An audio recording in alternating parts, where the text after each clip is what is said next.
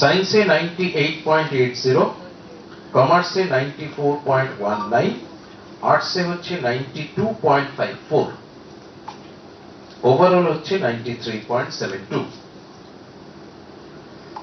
60% or above মানে যেটা পুরনো নমেনক্লেচার অনুযায়ী ফার্স্ট ডিভিশন, সেইটা পেয়েছে 41.16% স্টুডেন্ট।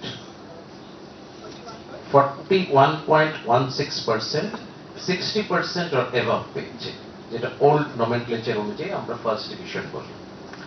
75% অর অ্যাবাভ মানে ওল্ড নমেনক্লেচার অনুযায়ী যেটাকে স্টার মার্কস বলা হয়, সেটা হয়েছে 10.4% স্টুডেন্ট।